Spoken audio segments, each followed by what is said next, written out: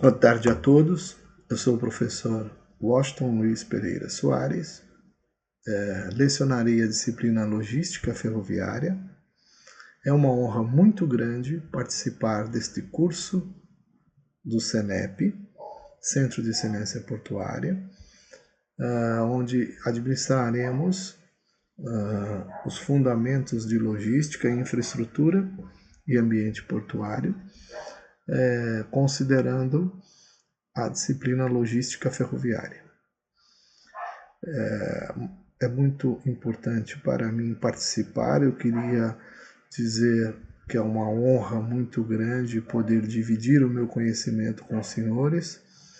Já temos aí uma disciplina denominada Logística Sustentável e o conceito Throughport, que já apresentamos em outro módulo. E agora estaremos inovando nesse semestre com a disciplina Logística Ferroviária. Me permitam me apresentar. Eu sou professor de administração no curso Tópicos Especiais de Comércio Exterior e Logística da Universidade Santa Cecília. Aqui no CENEP tenho duas disciplinas sobre minha responsabilidade: Logística Sustentável e conceito Throughport, e agora a Logística Ferroviária. A minha formação, em especial para tal exercício da docência, envolve o meu curso de mestrado em Gestão de Negócios, possuo pós-graduação em Direito Ambiental Internacional e sou administrador de empresas. Enfim, o que eu puder contribuir com os senhores, eu deixarei o meu e-mail de contato para que vocês possam dirimir dúvidas a partir do nosso fórum de contato do CENEP. Ok? Muito bem.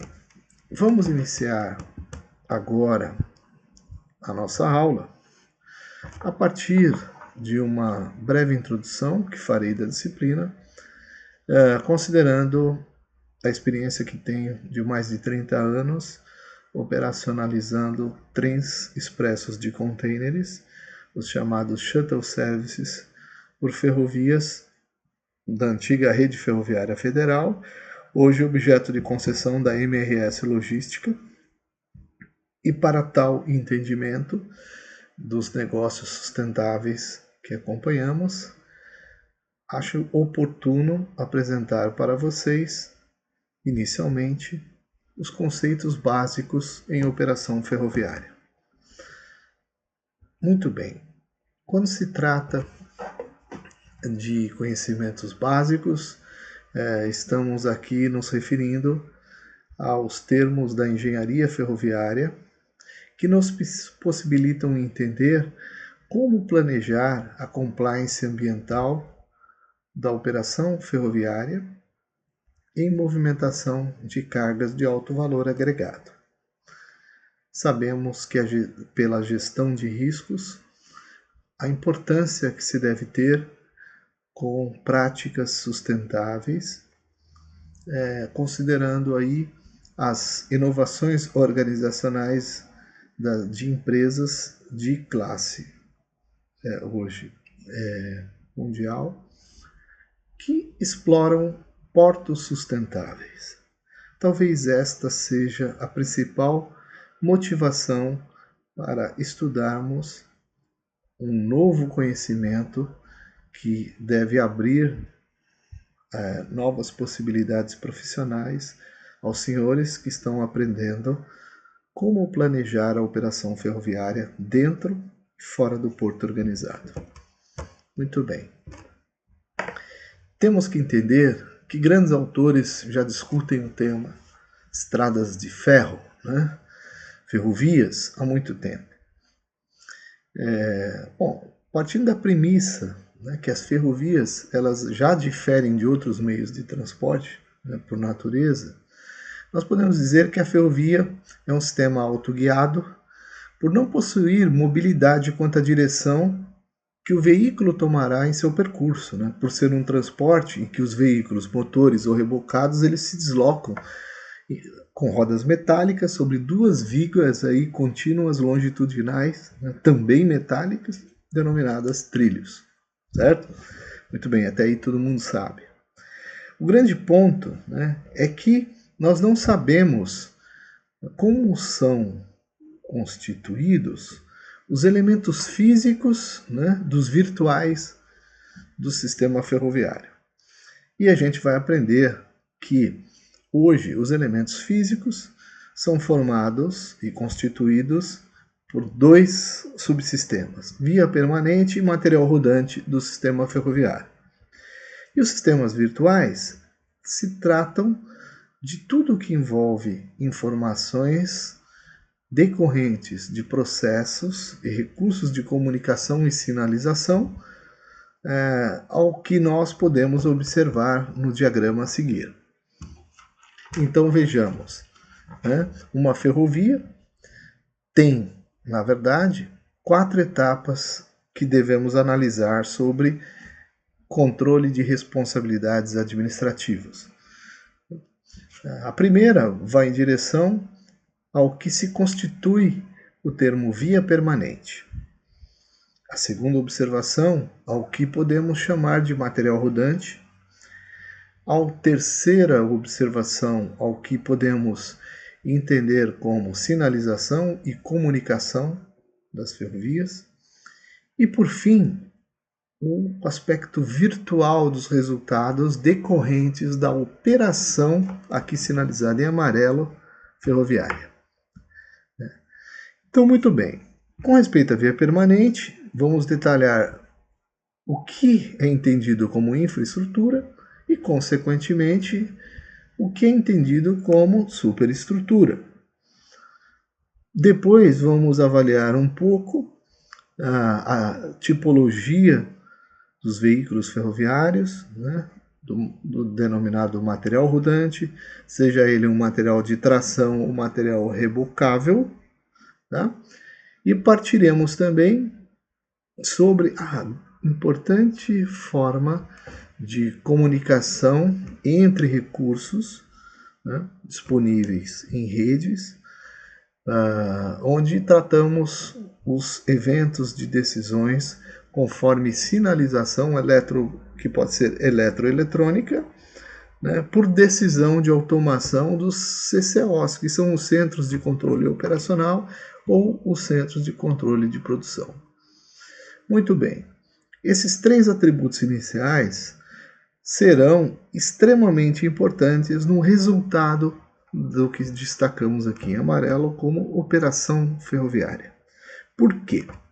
Porque são eles que legitimam as condutas e as atitudes dos maquinistas em direção à administração de autorizações por licenciamento de trens, né, em primeira instância para a devida circulação do material rodante, bem como orienta, de certa forma ilustrativa aqui nesse diagrama, os pátios e terminais. Ou seja, a operação ferroviária trata virtualmente das diretrizes da regra do jogo dos portos em termos de movimentação de material rodante, seja ele um material de tração ou rebocável, bem como a ocupação do ativo da via permanente do porto, conforme as diretrizes de licenciamento de trens em operação por segmento de carga, né?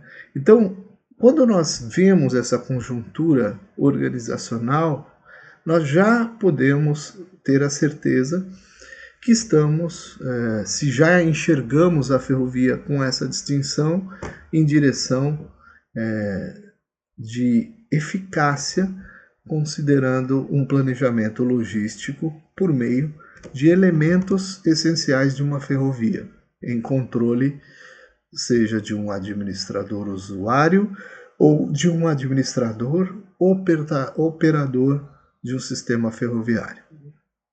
Nós vamos aprofundar um pouco mais em detalhes em cada termo desse. Não se preocupe. Então tá. No que diz respeito ao entendimento da caracterização da ferrovia sustentável, a gente tem que partir da premissa que uma ferrovia sustentável ela detém uma gestão sistêmica por meio da operacionalização virtual, sobretudo de diagnósticos proativos, né? Esses diagnósticos proativos eles devem identificar como serão compostas as soluções à distância, ser verificadas efetivamente por métodos apropriados e processos de controle, né, de material rodante em condições plenas de transporte e, sobremaneira, a manutenção da via permanente que irá garantir a operação da ferrovia para, de fato, caracterizá-la como legitimidade por práticas sustentáveis. Muito bem. Voltando um pouco ao mundo ferroviário, alguns autores defendem ideias extremamente interessantes. Eu gosto muito da bibliografia de pesquisa que foi disponibilizada nesse trabalho do Alvarenga Rosa, que ele diz o seguinte: a administração da operação ferroviária em si, ela não possui nenhum elemento físico, senão salas e computadores, para a finalidade do controle virtual sobremaneira de gestão de riscos na operação ferroviária. Olha que interessante isso, né? Ou seja, alguns trens que circulam no estado de São Paulo, apenas abrindo um briefing nesse pensamento aí, são controlados direto, por exemplo, de Juiz de Fora, né? A concessionária MRS controla os seus trens, os trens que circulam no estado de São Paulo, de Juiz de Fora controla muitas vezes trens que circulam aqui na região da Baixada. Então, o controle em si é virtual, né, da operação. Por isso é importante entender as responsabilidades em termos de distinção de ativos, ok?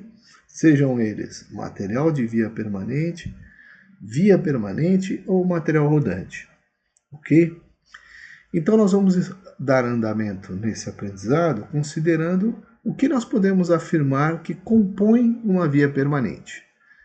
Então, de cara, a gente viu no slide anterior que uma via permanente divide-se em infraestrutura e superestrutura, né? Nós já vimos um pouco da explicação de superestrutura na minha disciplina Logística Sustentável e Conceito Truporte. Mas a perspectiva dada nessa disciplina vai ao encontro da gestão de processos. Aqui vamos falar um pouco mais da gestão de recursos. Recursos de infraestrutura e superestrutura. Então, vamos agora, partindo dessa breve introdução, entender um pouco a operação ferroviária sobre esses dois subsistemas, infraestrutura e superestrutura. Vamos lá. Bom, primeiramente, né, outro autor, o Naubis, descreve em seu livro que os dois subsistemas básicos são material rodante, né, do qual fazem parte os veículos, tratores e rebocados, né, tanto as locomotivas como os vagões, respectivamente. E aí nós vamos ver mais adiante em detalhes as especificidades por tipologia de carga. E o segundo subsistema, a via permanente, que em si é dividida em outros dois subsistemas, né? Infraestrutura e superestrutura. A superestrutura, basicamente, né, ela é o que descrevemos aqui nessa figura 1, né? Ou seja, o que é essencial, de fato, né, que são os trilhos, os dormentes, né, o lastro, que pode ser pedras, britas, que que ajeitam, de certa forma, a elasticidade da dinâmica física, né, de apoio ao peso da carga sobre os trilhos, né, o sublastro, né, o material de sublastro, enfim, né, bem como o gabarito lateral, né, externo aos trilhos, né, que envolvem aí, por exemplo, a distância, né, de 15 metros lateral ao trilho, né, adjacentes, onde podem ter uma engenharia ferroviária preparada para a segurança da via permanente. Quando nós avaliamos valeta de contorno dos cortes, o talude de corte e a paleta, né, estamos falando de uma engenharia ferroviária um pouco mais sofisticada, e nós vemos aí o assento dessa superestrutura sobre uma plataforma, nós estamos avaliando todo esse contexto como superestrutura. Okay? Essa é a superestrutura da ferrovia. A infraestrutura da ferrovia é onde será assentado, né, todo o projeto de superestrutura da via permanente. Vamos entender um pouco melhor isso? Vamos lá. Então vamos começar pela infraestrutura. A infraestrutura ferroviária ela é composta, né, por obras importantes. São obras de terraplanagem, que envolvem os aterros e cortes em um determinado perímetro, sistemas de drenagem, obras de arte correntes e especiais, exemplo, pontilhões, pontes e viadutos, e túneis. Né? Então, todo o conjunto de obras que formam a plataforma onde passará a estrada de ferro, que vem a suportar a superestrutura, é concebido aqui como infraestrutura ferroviária. Certo? Então, tudo que nós vimos no slide anterior de superestrutura vai precisar do quê? De uma boa infraestrutura ferroviária para a segurança da carga, né? E, sobretudo, do material rodante que irá circular na estrada de ferro, né? Juntamente com a carga, para que não haja nenhum acidente ferroviário. Ok? Então, a superestrutura ferroviária ela é importante, né, por outro lado, né, que é o segundo subsistema. Por quê? Porque esse material, essa superestrutura que vai receber os impactos diretos da carga. Né? Ela é que vai sofrer todo o efeito físico de deterioração tanto da carga como do meio ambiente, né? E, portanto, ela tem que ser preparada, planejada e adequada conforme o local geograficamente onde se passará a estrada de ferro,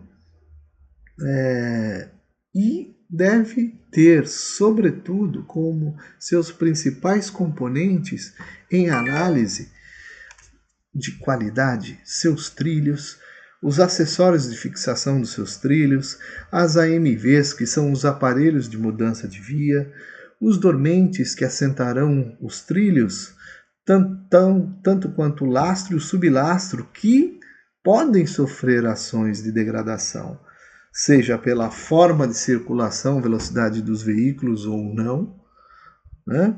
Ou pela deterioração de um ataque do meio ambiente, seja decorrente de chuvas intensas ou outras ações intempéries. Nesse sentido, né, nós entendemos que a via permanente, dividida por subsistemas, superestrutura e infraestrutura, é que vai viabilizar qualquer operação ferroviária, né, além do entendimento de que ela possa depender da qualidade do material rodante, que é o que nós vamos tratar em um outro momento. Nesse momento, ainda pensando na superestrutura, nós podemos observar que ela pode ser uma superestrutura ferroviária mais rígida ou elástica. Ela é entendida como rígida quando ela é fixa, quando os dormentes são assentados sobre as lajes de concreto ou quando os trilhos são fixados diretamente sobre uma viga. Nós veremos imagens que demonstrarão esse tipo de entendimento. Uma superestrutura ferroviária mais elástica é quando ela se utiliza de lastro para distribuir de forma mais conveniente, sobre a plataforma os esforços das cargas, ela acaba protegendo, de certa forma, os efeitos físicos do material rodante sobre o trilho e vai garantir assim, uma elasticidade, de adequação conforme a tipologia da carga e material rodante em circulação, e isso viabiliza o quê? E dá maior segurança para que os trilhos consigam suportar pelos dormentes, qualquer condição de carga, considerando aí a possibilidade de elasticidade conforme a tipologia de lastro aplicada nessa superestrutura. Então é importante a gente, mesmo não sendo um engenheiro ferroviário, conhecer um pouco do que chamamos de infraestrutura ferroviária e do que podemos entender como superestrutura. Uma boa ferrovia, uma boa via permanente, possui um bom projeto de infraestrutura e, consequentemente, um bom projeto de superestrutura ferroviária. Muito bem. Então, se a gente pensar, basicamente, nesses dois subsistemas, como é que a gente podia definir, uma via permanente? Uma maneira muito simples, a gente pode dizer que é todo o conjunto de obras ferroviárias constituídas por elementos de superestrutura e infraestrutura ferroviária que viabilizem com segurança a movimentação de material rodante sobre uma estrada de ferro, viabilizando aí a movimentação do material rodante. Muito bem, aqui nós definimos a nossa percepção. E para quem nunca viu um aparelho de movimentação de via, uma MV, nessa foto está bem claro aqui, nesse ponto aqui nós temos uma chave, que vai fazer a modificação. A MV é essa chave aqui, que possibilita que um trem mude de um trilho para o outro. Então nós temos aqui um trem de bitola mista, aqui temos uma bitola de 1,60 m, a distância entre o trilho e o outro, e aqui 1 metro. O terceiro trilho, para trens que circulam em bitola de 1 metro, e aqui para trens que circulam em bitola de 1,60 m. Certo? Lógico que em um trilho de bitola mista, se circula um trem de bitola larga, de forma concomitante não circulará um de bitola estreita. Porém, em linhas duplas, linhas laterais, é possível tal circulação. Agora, na mesma linha, dois corpos, como se diz em física, não ocupam o mesmo espaço. Então, continuando, já que estamos falando de bitola, vamos entender um pouquinho o contexto da importância de entendermos a diversidade de bitolas ferroviárias. Vamos lá. Então, vou até fechar a porta aqui para ficar mais fácil para a gente. Muito bem. Em primeiro lugar, a bitola ela já existia muito antes da criação das ferrovias. O conceito de bitolas ele foi estudado no passado a partir da distância entre as rodas das carruagens. Então, a distância padronizada das rodas das carruagens, elas serviam como se fosse um gabarito para a circulação de veículos em determinado trecho. E a partir dessa ideia se concebeu a padronização das distâncias também dos vagões ferroviários. que os primeiros mediam, há quem diga, as mesmas bitolas das carruagens. Muito bem.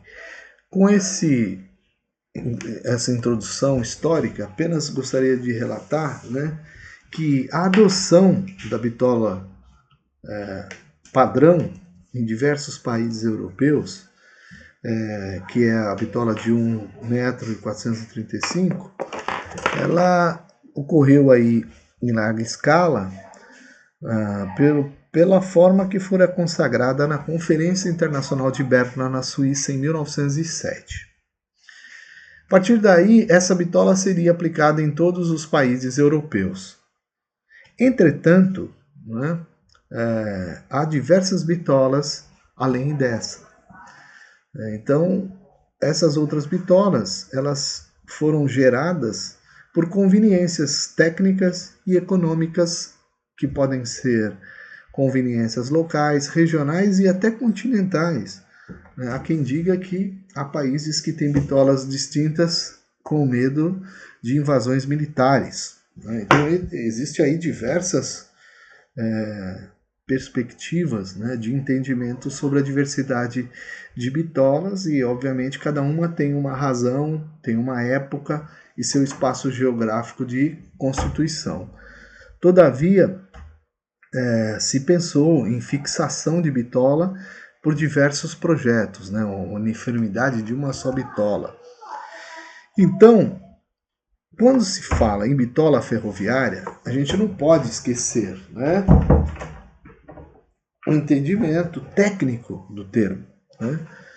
Então, segundo Naubis, né, denomina-se bitola o gauge em inglês, que é o comprimento do segmento retilíneo ortogonal aos trilhos, paralelo ao plano de rolamento da via, né, e cujas extremidades tocam as faces internas dos boletos, e cujo afastamento desse segmento em relação ao plano de rolamento, né, é de 15,8 milímetros, conforme apresentado na figura 1.2.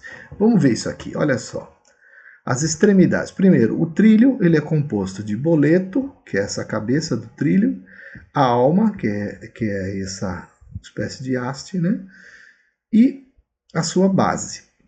Muito bem. Aqui está dizendo que as faces internas do boleto, ou seja, da cabeça aqui do trilho, a distância, como vemos aqui nessa figura, entre as faces internas do trilho, especificamente do boleto, é que podemos chamar de bitola. Essa seria a representação esquemática da bitola mais precisa, né? Ou seja, em outras palavras, vox populi é a distância entre os trilhos, né, a partir das extremidades dos boletos internas. Ok? Então, isso é o que hoje legitima toda a cautela de precaução e segurança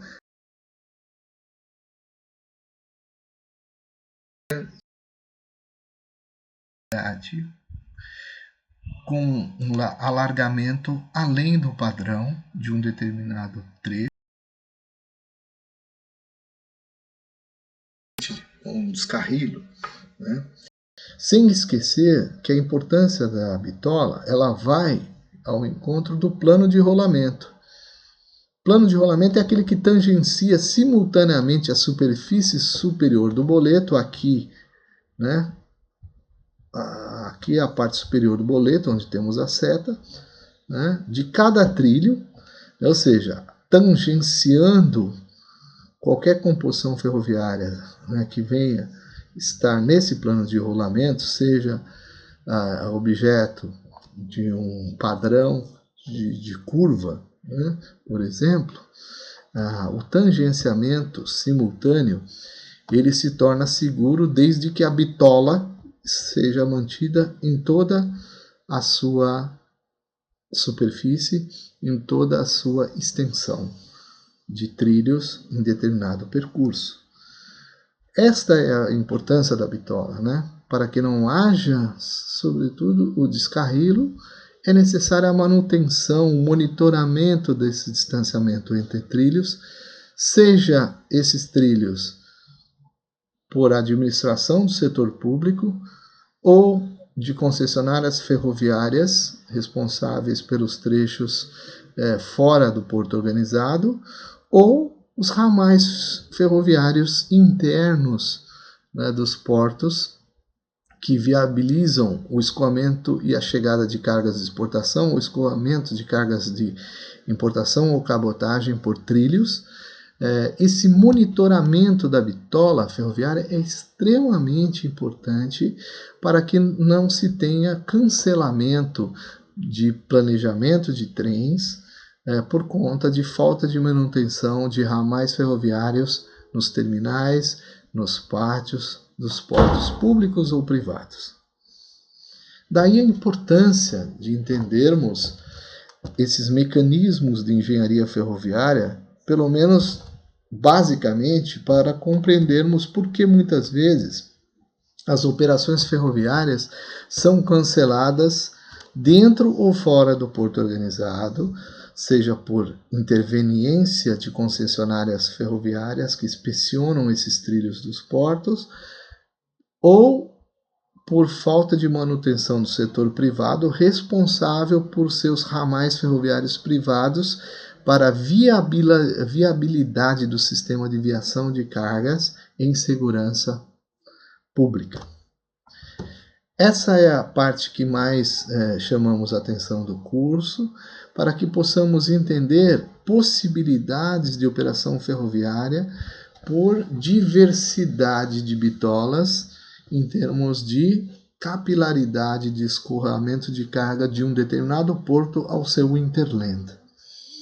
Essa definição, essa compreensão técnica faz com que nós, administradores, advogados, não precisamos ser engenheiros para entender a base e a razão de um problema operacional em perspectiva de desídia administrativa de manutenção de ramais ou excesso de ocupação de linhas férreas de via permanente dentro do porto por falta de material rodante, ou seja, falta de locomotivas em tração para a retirada de um trem ou colocação de um trem em tempo hábil, por exemplo, para cumprir um deadline na exportação de uma carga. É esse o sentido desse aprofundamento dessa disciplina, né? Como nós podemos entender a responsabilidade operacional do operador portuário, do operador ferroviário e, sobretudo, de nós, alunos, que lideramos as operações ferroviárias em formação de trens dentro dos portos organizados, dentro dos terminais privados, em estações de transporte de cargas, em portos secos, em CLIAs, em centros logísticos industriais aduaneiros, onde o profissional da ferrovia tem que ser especializado e ter um mínimo de conhecimento sobre essas adversidades que podem ocorrer e colocar em risco o lead time na formação de trens ou na logística door-to-door de uma carga ou um produto sustentável de logística.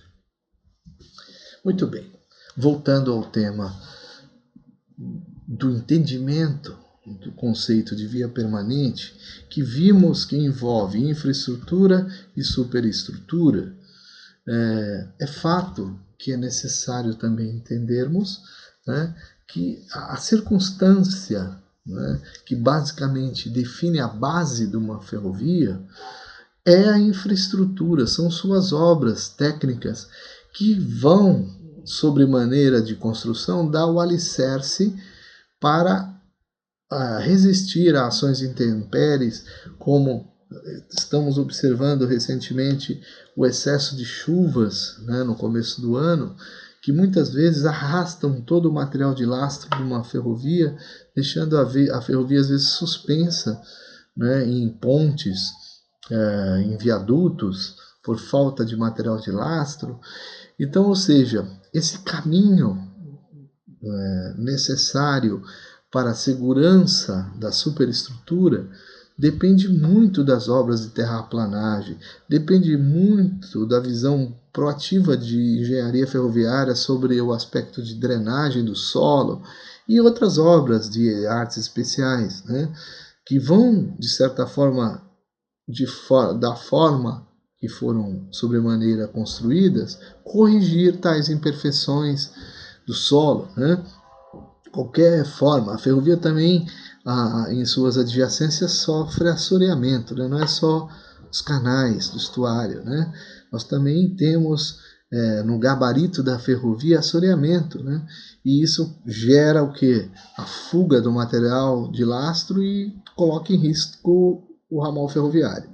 Quando fazemos a análise da perda desse material, nós estamos avaliando riscos na superestrutura ferroviária e isso carece muitas vezes de técnicas de manutenção, às vezes de longos trechos e de manutenção de todo o sistema.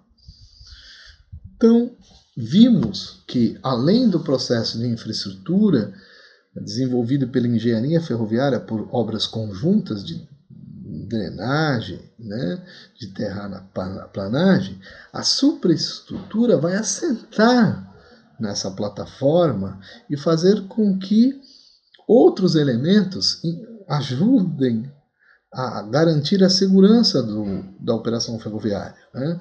O conjunto de 4 elementos superficiais da via, o lastro dormente, trilho e itens de fixação, não apenas esses, né, devem e são essenciais para se ter uma excelente qualidade de superestrutura ferroviária. Por quê? Porque é ali que o material rodante, os vagões, né, as locomotivas vão circular, né, sem riscos, né, considerando que haja um conjunto de subsistemas adequadamente instalados e que formam toda essa cautela que estamos, de certa forma, deixando clara para vocês nessa aula, denominada via permanente. Então, a via permanente, ela depende muito do seu conjunto de infraestrutura e superestrutura ferroviária, né, bem como as condições de movimentação, de monitoramento, né, para que se mantenham as medidas e os gabaritos padrões que são oferecidos ao longo do trecho, seja em termos de gabarito de via permanente, em termos de de infraestrutura, né, para construção de acordo com os vagões que ali circulam, ou em superestrutura, né, que seriam os trilhos que resistirão à qualidade, né, de oferta de tonelagem por material rodante que circularão naquela determinada estrada de ferro ou via permanente em análise. Então, o controle desse monitoramento em via permanente da bitola é essencial. Se a gente observar nessa figura, né, estamos avaliando a distância dos trilhos aqui, 1,60 m, é o que chamamos de bitola larga, mas esse trilho poderia também ser bitola estreita, de 1 metro. Né? Então, basicamente, essa percepção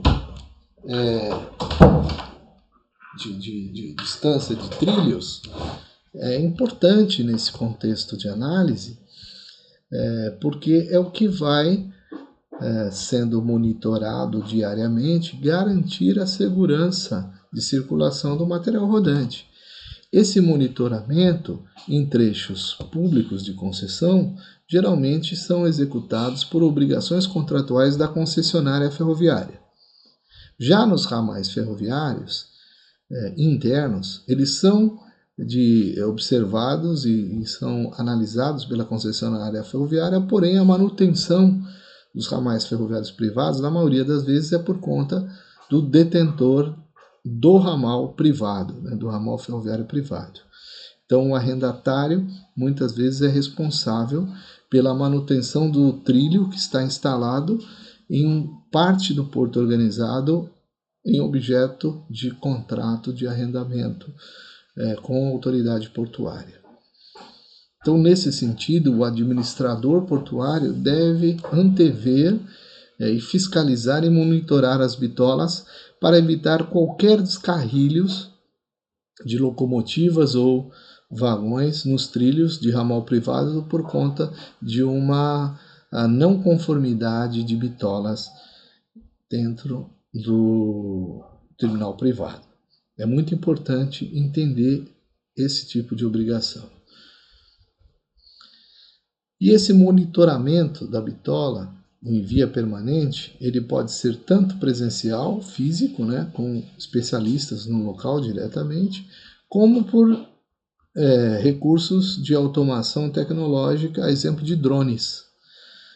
Se vê muito hoje a inspeção, fazendeiros, né, utilizando drones em suas culturas agrícolas, e esses drones já estão sendo recursos utilizados na fiscalização de bitolas também, né, fotografando aqueles pontos piores, né, e automatizando o processo de manutenção por observação à distância, e ainda tem muita resiliência com respeito a essa aferição, mas de qualquer forma é um recurso aplicável, né, para evitar custos extremamente elevados das empresas que são responsáveis por longas distâncias. A manutenção de trechos ferroviários podem ultrapassar em determinados trechos mais de 500 quilômetros de ferrovias, e deve-se prever as falhas no planejamento da manutenção da via permanente com o que a gente chama de manutenção preditiva, né? Ou seja, antes da aferição da bitola é possível, até por percepção visual e por elementos tecnológicos, fazer essa aferição análoga de distância entre trilhos, né? O mais importante é evitar, por desídia administrativa, qualquer negligência no processo de manutenção, seja por falta de aferição tecnológica ou humana do gabarito da bitola, que é padrão em determinado trecho. Muito bem, estamos falando de gabarito, e gabarito ferroviário, ele pode ser o gabarito ferroviário do vagão, como da via permanente onde circulará o vagão. Agora, o mais importante é que existe padronização desses gabaritos, né? E o veículo ferroviário, na maioria das vezes, ele entra num processo de produção fabril, considerando o gabarito e dimensões onde aquele vagão ou veículo ferroviário circulará. E é importante a gente entender que as dimensões máximas da carga que o vagão movimentará também entra nesse cálculo, né? Então, o cálculo ele envolve o espaçamento da via permanente em termos de gabarito local, né, georreferenciado, e também a função das bitolas existentes. As bitolas dizem muito em respeito à quantidade de carga potencializada por material rodante. Então, dependendo do tipo da bitola, se tem maior ou menor tonelagem, bem como o gabarito da via em relação à área de seção transversal, raios de curva, mínimas necessárias para a livre circulação da via. Tudo isso envolve os gabaritos de fabricação de um material rodante, né, no cálculo do gabarito de um material rodante. Então, se a gente viu que lá no passado as bitolas poderiam ser alvo, né, digamos assim, de carruagens, né, como padrão de construção, por outro lado, né, havia no Brasil um certo protecionismo de conveniências de produção agrícolas, a exemplo da cultura do café, onde lá os coronéis, né, os fazendeiros, construíam suas próprias ferrovias, investiam nelas de forma até independentes, mas eles não tinham a preocupação em uniformizar as bitolas, né? Então quase o transporte ferroviário das fazendas deles a determinadas estações ou portos era quase uma reserva de mercado, né, digamos assim, né? Sendo um pouquinho exagerado aqui para esse entendimento. E essas dificuldades de resiliências para uniformizar as bitolas fez com que fosse necessário o procedimento de normas técnicas para estradas de ferro, que passaram a tornar no Plano Nacional de Viação uma bitola padrão para as demais ferrovias construídas. Hoje no Brasil, a bitola larga de 1,60 m ela é a bitola padrão, porém, por conta do nosso histórico, a bitola métrica de 1 metro é a que predomina no Brasil. Muito bem. E apesar de existirem outras bitolas, né, em outras ferrovias, né, bitolas de 0,60, 0,76, 1,10, a bitola 1435, que é a bitola, por exemplo, da Ferrocarril Argentina. Então, se a gente vai movimentar uma carga de Minas Gerais saindo de 1,60 m, temos que transbordar em São Paulo para ferrovias em Presidente Altino de bitola de 1 metro e levar de Presidente Altino, por exemplo, de São Paulo até Uruguaiana em 1 metro para transbordo para Passo de los Libres, na Argentina, para a bitola de 1435. Percebam aí que houve nesse processo aí praticamente 2 baldeios, né, de carga entre vagões por conta de diversidade de bitolas. Então a importância, né, que as bitolas sejam unificadas é para que haja um deslocamento sem custos de transbordo ou baldeação de carga por diversidade operacional de material rodante e de via também, né? Então deve-se atentar que ambas as bitolas existentes elas têm um ponto em comum, né? Que elas têm que garantir questões de segurança, como por exemplo fixar as dimensões mínimas de seção transversal da via. Isso é uma regra do jogo, né? Independente da bitola, ela tem que segurar as dimensões mínimas da seção transversal da via, a exemplo de localidades que dependem de raios de curva que vão, na verdade, determinar qual a velocidade que deve ser conduzido o material rodante sem riscos de descarrilho, né? Então, esses são só exemplos, né, dos efeitos operacionais da operação ferroviária, considerando gabaritos de via permanente, considerando bitolas, né, e os riscos inerentes à diversidade de via permanente, por diversidade de bitola. Muito bem. Esses gabaritos, né, muitas vezes, eles também vão ao encontro de necessidades distintas, né? Classificações de linhas férreas. Uma linha única, né, é considerada, em um determinado trecho, uma linha singela. 2 linhas, uma ao lado da outra, respeitando o devido gabarito entre elas, né, de distanciamento para evitar a colisão de material rodante, já é considerado linhas duplas, né? E cada linha tem a sua bitola.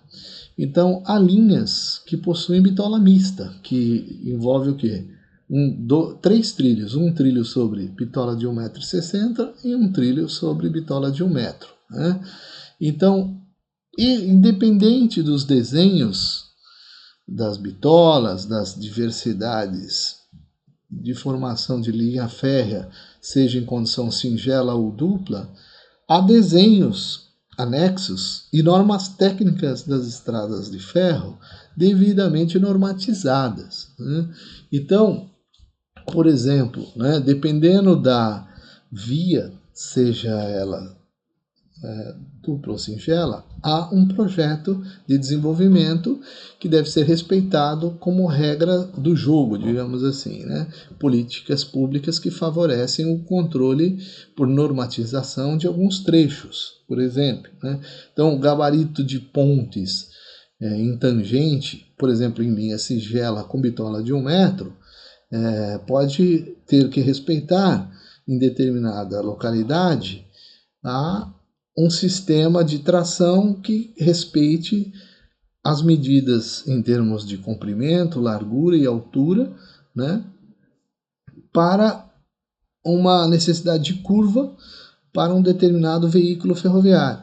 Então, lá tem aqui, é só um exemplo de um desenho, mas existem lá diversos gabaritos para pesquisa, né, seja para pontes, seja para estrada, ou seja para túneis, né? Então, nós recentemente participamos num serviço de assessoria, por exemplo, para a passagem de um vagão com 2 containers em double stack, o empilhamento de 2 containers sobre um único vagão, aqui na região, entre Santos e Guarujá, e no morro ali da Santa Maria tivemos que desgastar uma parte do túnel, onde era uma parte bruta, para que não houvesse a colisão do segundo container empilhado com o teto de um túnel, né? Então, isso porque o teto, quando foi construído, o gabarito de altura, o pé direito do túnel, ele não foi desenvolvido à época pensando no duplo empilhamento de contêineres. Com isso, a engenharia ferroviária teve que mexer no material rodante, ou seja, na construção de um vagão mais rebaixado, mais próximo ao boleto do trilho, com a sua base mais próxima ao boleto do trilho, e consequentemente também desgastar o excesso de pedras num túnel que impedisse, né, a circulação de contêineres por duplo empilhamento sobre vagões. Então, isso fez com que houvesse obras na superestrutura dos túneis, né, e na infraestrutura também desses túneis. Né? Nesse entendimento, a gente pode perceber que é importante a necessidade de análise dos gabaritos de via permanente antes do planejamento ferroviário e também do material rodante, para que não haja qualquer tipo de não conformidade, seja em termos de colisão, seja em termos de descarrilho em via, ou qualquer incidente que venha prejudicar ou interromper o trecho do transporte ferroviário onde se tem uma grande quantidade de cargas em circulação. Então, muitas vezes a base, né, dessa superestrutura, os trilhos, eles podem estar, por ações do tempo, desgastados e também não suportar o peso, né, por exemplo, do duplo empilhamento de containers com a sua capacidade máxima de carregamento em container e, portanto, talvez o trecho de circulação de cargas com duplo empilhamento de containers tenha que ser todo monitorado para saber se os trilhos possuem, pelo seu ciclo de vida, condições e capabilidade para a resistência de vagões com uma capacidade de tonelagem superior à proposta de inovação em transporte para melhor produtividade da operação ferroviária. Então, esse questionamento, né, ele é muito importante. E aí eu falo que eu só entendi alguns acidentes, né, por exemplo, a quebra de um trilho, depois que eu entendi do que um trilho é formado. Né? Então teve um autor, né, que descreveu, né, o formato em T de um trilho, né, sendo em específico o Vignoli, né, e que era um engenheiro inglês, Charles Vignoli, talvez seja essa a pronúncia, eu não sei, mas esse engenheiro inglês, ele nomeou, né, o formato T, considerando dividir um trilho em 3 partes, né, e cada um com a sua finalidade e importância. Então, nós temos, quando olhamos para um trilho, nós temos o boleto, que é aquela cabeça do trilho, a alma do trilho é aquela haste, né, que liga ao patim, né, que é onde o piso assenta no dormente. Muito bem. Essa termologia vocês vão poder encontrar, por exemplo, na NBR 7590. E aí eu posso dizer que um trilho sem alma, ou com a alma deteriorada, ele pode se romper com excesso de peso.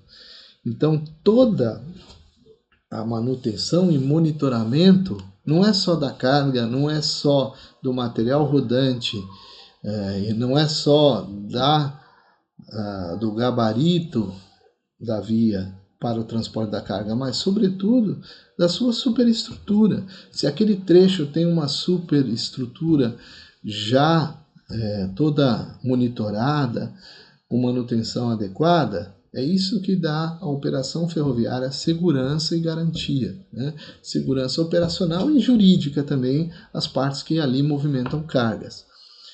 Então, podemos dizer que os gabaritos são dimensões indicadas em desenhos por normas específicas de acordo com uma região, de acordo com uma localidade, né? E hoje são regras para a construção de infraestrutura e de material rodante. Por isso, para aqueles que gostam de se aprofundar um pouco mais no tema, há diversos sites, aqui eu cito um que tem bastante informação para tal aprofundamento, né? Que eu já divulgo o site aí dos colegas, e gostaria de dizer para vocês que, como eu disse, né, em logística sustentável nós temos recursos para avaliação da logística sustentável, nós temos processos e temos regulamentação, né? E a regulamentação diz respeito ao direcionamento de inclusão normativa e regulamentar, porque é esta que fazem as diretrizes administrativas de controle serem legítimas. Então, por exemplo, em termos de estradas de ferro, na ABNT, Ação Brasileira de Normas Técnicas, nós podemos ver aí um leque de especificações para material de via permanente muito abrangente, desde infraestrutura e superestrutura. A NBR 7641, ela desde a década de 80, já estabelece essa terminologia ferroviária e, em alguns casos especiais, ela justifica-se pela forma que hoje que a gente considera que é o princípio de extraneidade, né, que envolve as condições empíricas de experiências seculares de outros países, né? Nós temos normas internacionais reconhecidas no Brasil, em particular normas dos Estados Unidos e do Reino Unido, né? Então, nessa primeira parte do curso, eu levantei todo esse material. Tenho mais material para quem queira aprofundar. As referências e consultas de aprofundamento estão aqui disponíveis para os meus alunos. E aqui eu encerro a primeira parte dessa disciplina Operação Ferroviária e tratarei sobre material rodante, sinalização e comunicação em outra oportunidade, em outra aula. Ok?